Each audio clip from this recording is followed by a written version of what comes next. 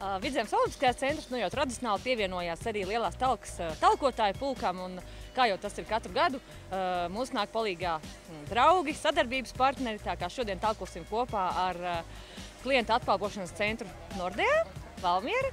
Tātad Valmieras viesturskolas jaunieši pievienosies, nedaudz vēlāk arī Sosciemets, un, protams, arī Valmieras bērnu sporta skola. Tad uzkopsim Jāņa Dalīņa stadiona teritoriju, tāpat Sajūtu parku un pievienosimies šim lielam mērķim padarīt Latviju skaistāku, zaļāku un uz 100 gadu tad kļūt par šo te zaļāko valsti pasaulē.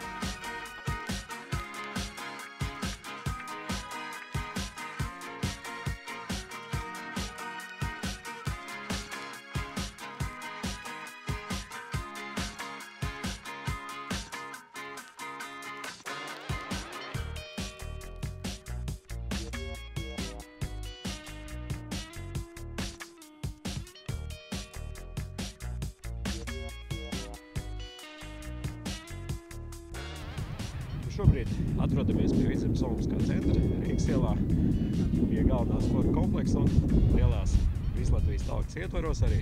Kā jau tradicionāli katru gadu, arī šogad mēs papildinām savu teritoriju, apzaļumojot ar šī gadā ar kļavām un tādā veidā arī dodot savu ieguldījumu mūsu Latvijas sakopšanā un zaļās vidas veidošanā.